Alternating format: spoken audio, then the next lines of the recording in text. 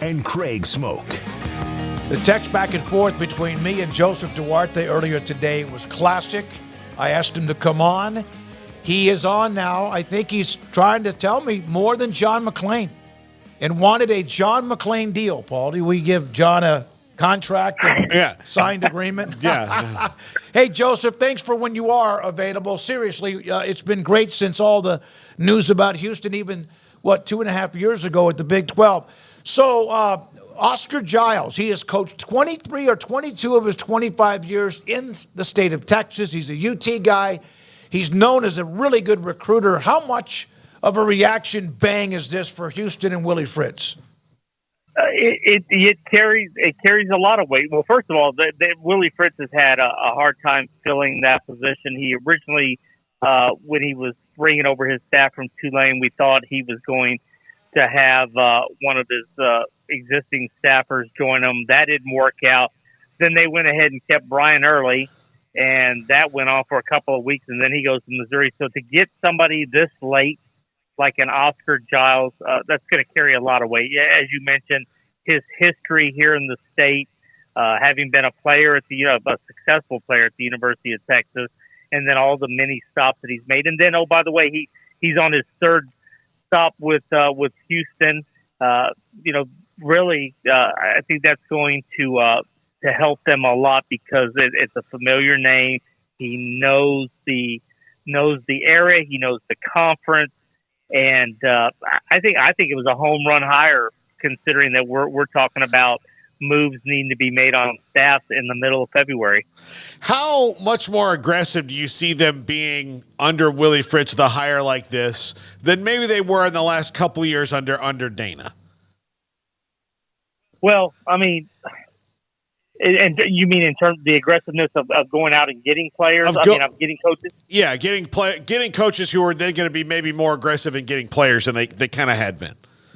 Well, if you're Willie, you're hoping that you're not going to have to be making too many coaching hires here because you want to kind of keep that staff together, and that was one of the big things in the 2 years that Tom Herman was here.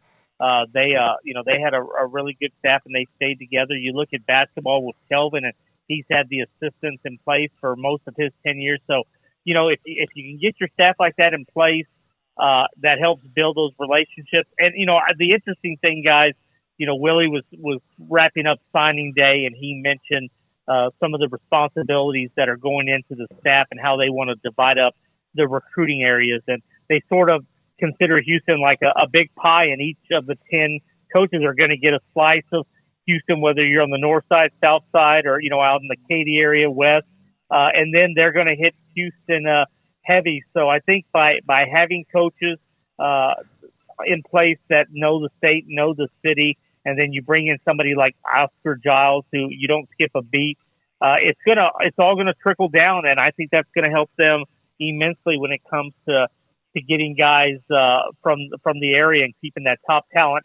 Will he be the Sack Avenue of Brian Early? I don't know if they keep that or how that.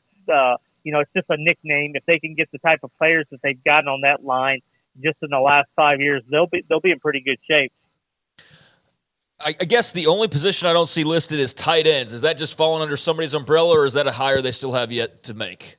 No, they're at 10. Okay. They haven't necessarily broken down all the responsibilities. Gotcha. But if I'm not mistaken, I think Kevin Barbet may do a little bit with the tight ends as well, the OC. So with recruiting, signing date done, moving forward, in the end, with the amount of time that he had, how would you grade what Willie Fritz and his staff accomplished? I give him a high B+, A-, and that's based on two things. When at the lowest point, Dana was about number 106 nationally in recruiting. This was in mid-November. That was last among the Power Five, and that was the reason the school president Renew Couture said that there had to be a change in the coaching position because the quote was, I want to have hope. And when I saw that 103, 106, I didn't have any hope for the future. So that was an indictment right there. And then Dana on Halloween on his radio show goes out and says, the ship has sailed.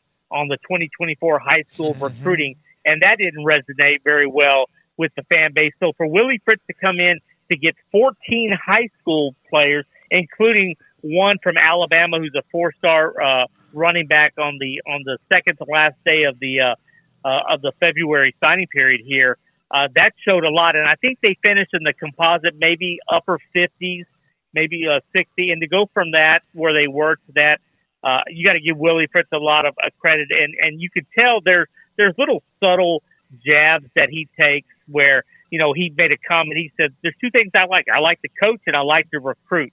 And we knew Dana didn't like to recruit. And some would have said he didn't much care for coaching in the last year plus as well. So I give them an A- to a B+ for what they did in such a short amount of time. Joseph, Houston had the loss at Kansas, which honestly, I was at the game there at Allen Fieldhouse. They didn't play badly. It's just Kansas didn't miss any shots. Turned the ball over 3 times. They've come off that with 2 straight wins. They head into their week off here essentially before they play Texas this weekend. What do you think about the bounce back after their first trip as a conference member to Allen Fieldhouse? Well, there aren't going to be many that shoot 70%. So you got that going for you. But yeah, I mean, this has been a Kelvin Sampson team that they've lost back-to-back twice in the last, I believe it's 7 years or 6 years. And he joked that he was like, well, winning streaks in the Big 12 are one win. You don't get on much of a run in this league because you got to take one game at a time. But for them to bounce back with the Oklahoma State game and then the Cincinnati one, I thought on the road. And you don't shoot very well in the first half, and you pull out a nice win. There's a quad 1 win. I think that really kind of says really what they have to do really down the stretch. They're going to have to dig deep. They're not a great shooting team, and they rely on the rebounding and the defense. But, all things said, they're in sole position of first place. 4 of the last 7 are ranked teams, which, is pretty much what the Big 12 presents you. So this is going to be an interesting race. I think, and Kelvin said that the champion's probably going to have 5 or 6 losses, and right now Houston has 3 at the top. So this will be interesting. The last little less than a month of the season. Joseph, I don't think that Brett Yormark can find you. I know he can find Mac Rhodes and Kelvin Sampson based off the last week or so, but I know he had some fun with that. But just from your perspective of where he was coming from and what you've seen so far, do you think it was time for some folks to speak up about Big 12 officiating? Yeah, and Mac, having some history with Mac Rhodes, I thought that was pretty good. I mean, anytime you can get somebody in a leadership position that's going to go to bat for their head coach and really for the league. I mean, knowing Mac, I know his interests are Baylor, but I mean, he sends a message across the board. And yes, we tried to have a little fun with Kelvin. I was sort of served up as the sacrificial lamb there. Trying to get his thoughts on the ejection, and he joked that he learned from Mac Rhodes that you say something it's going to cost you $25,000. I told him I was willing to throw in $50 for the fine, and that wasn't going to give me much of an answer. So, but I do believe that you look at the way the fouls were going in that game, and just too blatant prior to the ejection. He wanted to send a message without necessarily relaying it through the message. I think the point was it came across very loud and clear on television, and really they're going to have to look at that, because I believe there was a report out there that mentioned that the Big 12 is maybe one of, or if not the only league that doesn't grade the officials.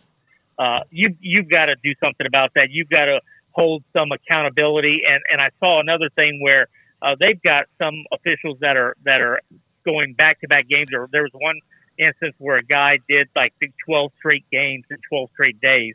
That's sort of a little bit of unusual how they assign games. So it was an interesting week, not a very good week for the Big 12 on the officiating, and that's something that I think they're going to have to take a hard look at come the offseason here. Yeah, there's no question. Mac hired Kelvin at Houston. He loves Kelvin Sampson and vice versa, that I think Kelvin looked for the perfect opportunity to have Mac's back, but without saying anything to get him fined. But I love the fact that, I've learned from Mac Rhodes, if you tell the truth, it's going to cost you $25,000 or whatever the quote. And I watched that post-game press conference, and you did what you could, Joseph. You tried to get him, but he did not take the bite. So, or the bait. Thanks for your time. We appreciate it. Should be another hell of a week. We are at the midway point or just past it in the Big 12, and Houston right there at the very top. Joseph Duarte, Houston Chronicle, with us on Willie Fritz, adding Oscar Giles, the recruiting that he did, and also Kelvin Sampson and Houston. Speaking of basketball,